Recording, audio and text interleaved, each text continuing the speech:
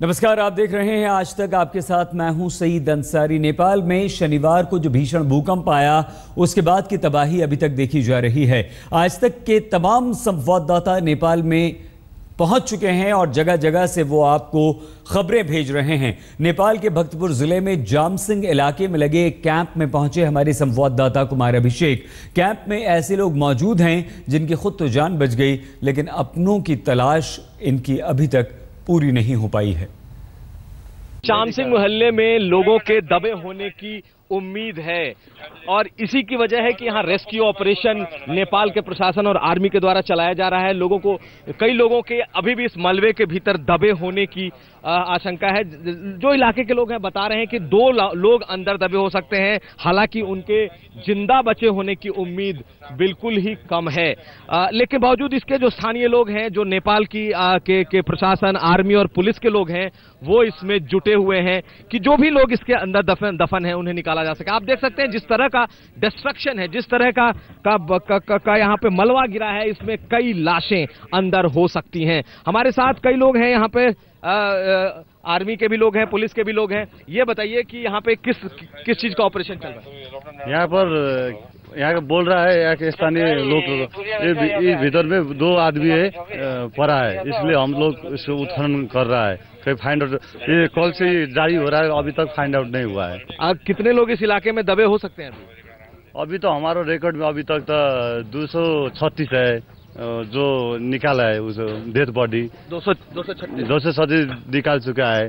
अभी हमारा ख्याल में 400 के बहुत से ज्यादा होगा, 400 से ज्यादा होगा। और आप देख सकते हैं कि किस तरीके से जो लोग हैं अब भी अपनों को ढूंढने में लगे हैं। कितना बड़ा ये भूकंप का झटका रहा है जिसने इस पूरे इलाके को झकझोर कर रख दिया है। जिस वक्त हम इसको कवर कर रहे हैं, जगह जगह मकान धंस रहे हैं। लगातार जो भूकंप के झटके हैं वो लोग महसूस कर रहे हैं और यही वजह है कि इस इलाके में मौतें लगातार हो रही हैं। 400 से ज्यादा जो पुलिस के लोग हैं, जो स्थानीय प्रशासन के लोग हैं, सिर्फ इस मोहल्ले में बता रहे हैं कि 400 से ज्यादा लोगों की मौत हो सकती है। 264 लोगों की डेड बॉडी यहां से निकाली जा चुकी है और अब भी लोगों को खोजने का सिलसिला जारी है। कैमरामैन नदीम आलम के साथ कुमार अभिषेक, जामसिंग मोहल्ला, भक्तापुर, काठमांडू, आज तक। आप अंदाजा लगाइए अभिषेक, जिस जगह पर मौजूद हैं, जिस मोहल्ले में अकेले, वहां पर 400 से ज्यादा लोगों की मौत, यानी कि पूरे मोहल्ले में किस तरह का मातम पसरा पड़ा हुआ है। नेपाल के पोखरा एयरपोर्ट पर भी देश विदेश से आए पर्यटक फंसे हुए हैं, अपने अपने घर पहुंचने का इंतजार कर रहे हैं। पोखरा एयरपोर्ट पहुंचकर हालात का जायजा लिया हमारे संवाददाता आमिर हक ने। पोखरा एयरपोर्ट पर इस वक्त हम मौजूद हैं। हालांकि पोखरा में बहुत ज्यादा नुकसान नहीं हुआ भूकंप की इस त्रासदी से, लेकिन बड़ी संख्या में टूरिस्ट अभी भी यहाँ पर फंसे हुए हैं उस विनाशकारी भूकंप के 2 दिन बाद भी, और अपने अपने घरों को जाने के लिए इंतजार कर रहे हैं। लेकिन फ्लाइट्स अभी भी शुरू नहीं हुई हैं पोखरा एयरपोर्ट से।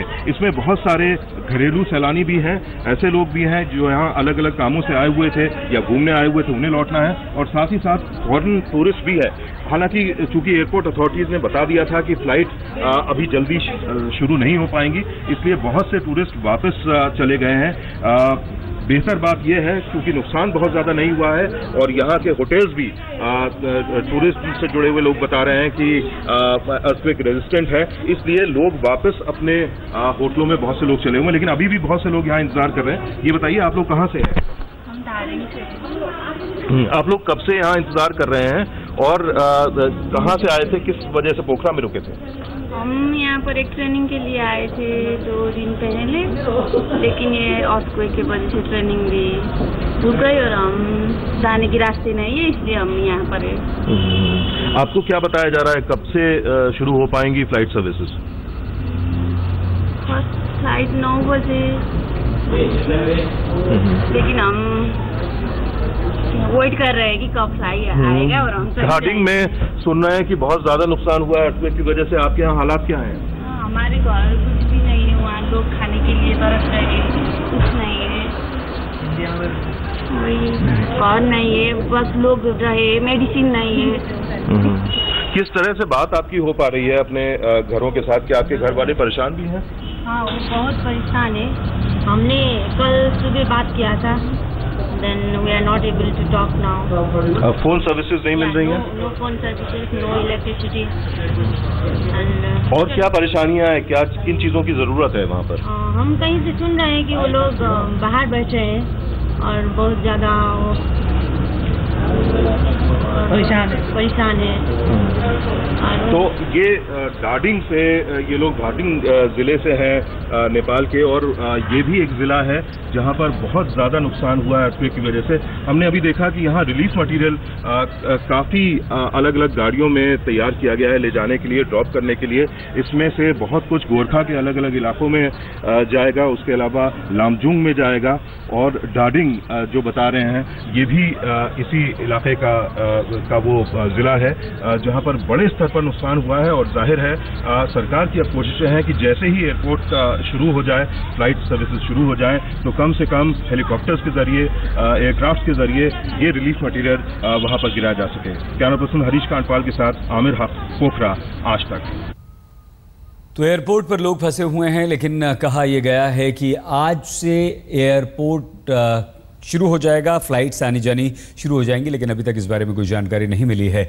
नेपाल के पशुपतिनाथ मंदिर में पूजा पाठ का क्रम जो है वो इस भयंकर आफत के बाद भी थमा नहीं है, बल्कि भगवान पशुपतिनाथ पर लोगों की आस्था और भी बढ़ गई है। लोग मंदिर में पहुंचकर अपनों के लिए पूजा पाठ करने में जुटे हुए हैं। पशुपतिनाथ मंदिर पहुंचे हमारे संवाददाता आतर खान। काठमांडू के विश्व प्रसिद्ध पशुपतिनाथ मंदिर में श्रद्धालुओं का तांता बंधा हुआ है और यहाँ पर पूजा पाठ की जा रही, पूजा अर्चना की जा रही है। इस त्रासदी के बाद वैसे तो यहाँ श्रद्धालुओं का सिलसिला बना ही रहता है, विश्व प्रसिद्ध जगह है, लेकिन इस बार आज अब भी क्योंकि डर इस बात का है कि भूकंप के झटके और आ सकते हैं, लोग यहाँ श्रद्धालु आ रहे हैं, लगातार उनका तांता बना हुआ है। कुछ लोग हैं जिनसे बात करते हैं, वैसे तो यहाँ लोग आते ही रहते हैं, लेकिन आज विशेष रूप से प्रार्थना की जा रही है। हाँ, जो भूकंप के झटके सैटरडे से नेपाल में आया हुआ है और ये आने वाले दिन में ना आए, और उसके लिए हम प्रार्थना कर रहे हैं। और उसके लिए हम नेपाली में बोलते हैं लाख बत्ती, जो हम लाख बत्ती की दुआ के लिए हम यहाँ पे आए हुए हैं। और ये आने वाले दिन में जो भूकंप है वो ना आए, इसीलिए हम प्रार्थना करने के लिए यहाँ पे आए हुए हैं। सभी को चिंता है कि ये भूकंप के झटकों के चलते सभी के कारोबार, व्यवसाय, स्कूलों के बच्चे जो हैं वो अपने स्कूल नहीं जा पा रहे हैं, सभी के कारोबार ठप हो गए हैं। यहाँ पर लोग विश्व प्रसिद्ध मंदिर पशुपतिनाथ मंदिर है, जहाँ हाल ही में प्रधानमंत्री नरेंद्र मोदी आए थे। हालांकि इस मंदिर के अंदर कैमरा ले जाना की अनुमति नहीं है, लेकिन हम आपको दिखाने की कोशिश कर रहे हैं कि लोगों को आने का सिलसिला यहाँ बना हुआ है। ये पशुपतिनाथ मंदिर जो है एक तीर्थ स्थान तो है ही, साथ ही में पर्यटक यहाँ विश्व भर से आते हैं। यहाँ कई फिल्मों की भी शूटिंग की जाती है, बॉलीवुड और हॉलीवुड की फिल्मों की शूटिंग की जाती है, लेकिन इस समय लोगों का जो केंद्र है इस समय है वो प्रार्थना करना, ताकि जो बड़ी त्रासदी हुई है जिसमें 2700 से ज़्यादा लोगों की मौत हो गई, 6000 से ज़्यादा लोग जख्मी हैं, ये किसी तरह थम जाए और ये कम हो जाए। कैमरामैन विनोद के साथ आतर खान, काठमांडू, आज तक। तबाही नेपाल ने बहुत देखी है, लेकिन अभी सबसे बड़ा जो काम है वो राहत और बचाव का काम है। मलबा है, मलबे में दबे लोगों के निकलने की उम्मीद अभी भी वहां पर बाकी है। लेकिन नेपाल में भूकंप से आई तबाही के अब 3 दिन बीत चुके हैं। वहां की हैरान परेशान करने वाली तस्वीरें लगातार सामने आ रही हैं। आज तक की टीमें नेपाल के चप्पे चप्पे पर पहुंच चुकी हैं, वहां पर तैनात हैं। वहां की हर खबरें आप तक के पहुंचा रही हैं, पहुंचाने के लिए जुटे हुए हैं हमारे सहयोगी, हमारे संवाददाता हर जगह पहुंच चुके हैं जहां लोग भूकंप से प्रभावित हैं। और इन्हीं जगहों में से एक है काठमांडू से सटा हुआ भक्तपुर का इलाका, नेपाल का पुरातन शहर, यूनेस्को की जो धरोहर भी है, भूकंप से तबाह हो चुका है। हमारी संवाददाता श्वेता सिंह भक्तपुर पहुंची। इन चौड़ी गहरी खौफनाक दरारों में आजकल काठमांडू अपनी सवेरे को तलाशता है, अपनी सुबह को तलाशता है कि कौन सा दिन ऐसा आएगा जब झटके उसे छोड़कर चले जाएंगे, जो यहाँ पर जलजला आता है जिससे अचानक शहर के शहर, गांव के गांव हिल जाते हैं। जिस दरार में मैं इस वक्त खड़ी हूँ, इसके नीचे भी और जाने की गुंजाइश है। ये करीब 8 फीट से अधिक की दरार हो गई है। ये कभी एक सड़क हुआ करती थी। हम यहाँ से बाहर निकलने की कोशिश करते हैं। ये बेहद चौड़ी दरार यहाँ पर, और यहाँ पर रहने वाले लोग मजबूर हैं कि इसी से होकर उन सबको निकलना है। आप लोग यहाँ पर रहते हैं? यहीं पर रहते हैं, गरीब में यही इसी घर में रहते हैं हम लोग। ये जब फटी थी, ये रोड सड़क फट गई थी, उसके बाद तो आप लोग सवेरे जब देखा होगा आपने? 11:58 का समय था जब हम ऊपर थे। ऊपर से थोड़ी सी धक्का महसूस करने के बाद नीचे आ गए। नीचे आकर जब देख रहे थे तो दूध उबलने की तरह ये उबल रही थी, एकदम आंखों के सामने हुई है। दूध जैसे उबलता है ना, वैसे ये उबल रहा है। ये नीचे का देख रहे हैं, ये सीधा था ये दूध। हाँ, ये वाली रास्ता। ये जो सड़क जिस पर देख रहे हैं बाइक्स को आते हुए इस वक्त, ये रास्ता सीधा सपाट ऊंचा हुआ करता था। ये बिल्कुल धंस कर नीचे जा चुका है। ये आप बताएं, उस दिन जब ये सारी चीजें आपने देखी थी और उसके बाद से अभी भी झटके आते हैं? जो हम ये सामने वाली घर में रहते हैं जी, हम उस वक्त हम खिड़की में खड़ा था। हम खिड़की के सामने खड़े होने के बाद हम देखा कि बाइक इधर गिर रहे हैं। इधर रोड पर चलते चलते बाइक गिर रहे हैं, गाड़ी ठोक रहे हैं। फिर हम देखते ये जो हम खिड़की से आपने सामने देखा कि ये इधर उमल रहा है, जो ये फट रहा है हमारा, जो आंखें के सामने हुआ है। तो अभी जब ये सारी चीजें, यहाँ पे तो छोटे छोटे बच्चे भी देखते हैं यहाँ से निकलते हुए, डर भी लगता होगा बच्चों की? कहीं डर लगता है, थोड़ा डर लगता है। अब ऐसा होने के बाद में क्या कर जाएगा? हम लोग बहुत डरेंगे। पानी वानी की व्यवस्था क्या है यहाँ पर? पानी आ पा रहा है? कुछ पानी का सब लाइन कट गया है, पानी नहीं, ये सब जमीन बैठ गया है 4.5 फीट। ये लेवल जो है ना, ये रास्ता का भी इधर तो पूरा मकान, वो 2-4 मकान सब नीचे धस गया है सब। वो अंदर जाकर देखिए ना कैसे ऐसा हुआ है। अभी पूरा वो इसका हो गया। ये इसी लाइन ये पूरी सड़क यहाँ पर टूटी हुई किस तरीके से है, कितना खौफनाक है, वो अपनी नजरों से, हम कैमरे की नजरों से ये दिखाने की कोशिश करेंगे। इस दरार के साथ ही अगर हम चलते जाएं, इस दरार के साथ ही आगे बढ़ते जाएं, तो देखते जाएं कि जब प्रकृति का कहर होता है तो उसके आगे इंसान कितना छोटा, कितना निरीह नजर आता है। ये इतनी गहरी दरार और इतने छोटे छोटे जब बच्चे यहाँ पर रहते हैं, हम आपको दिखाएं, और इसी पर से होकर तुम लोग भी जाते हो अपना काम करने, यहाँ से इसके ऊपर से जाते हो? यस। डर लगता है? यस। डर भी लगता है, लेकिन यहाँ पर रहना भी है, इसी के जरिए यहीं से अपनी जिंदगी जीनी है। इन्हीं दरारों के बीच अपना मुकद्दर संवरने का इंतजार करना है बस। कैमरा पर्सन दिनेश लाल के साथ श्वेता सिंह, काठमांडू, आज तक।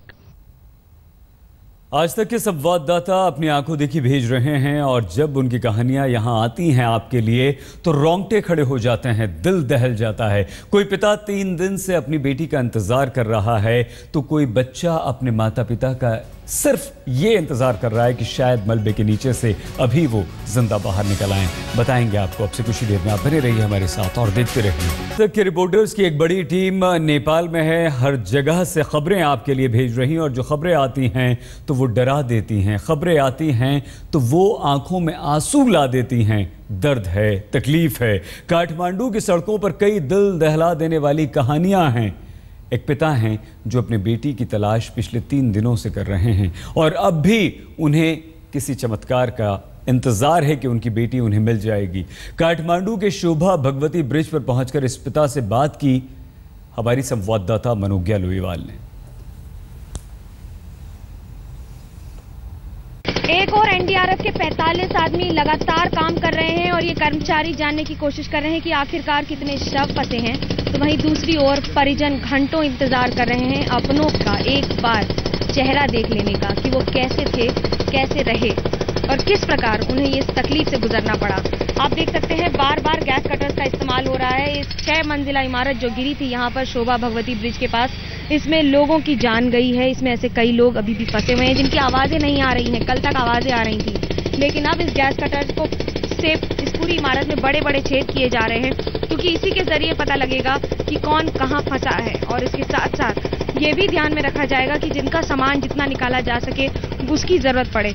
लेकिन आपके तो दोनों बच्चे फंसे हुए हैं, अभी कितना मुश्किल है, बच्चों का अभी तक कोई पता नहीं लगा है। नहीं लापता है, उसके लिए अंदर जाने के लिए रास्ता भी नहीं मिल रहा है, सबसे नीचे पड़ गया है, उसके लिए कोई वो ही नहीं हुआ, कैसे वो निकालेगा हमको मालूम।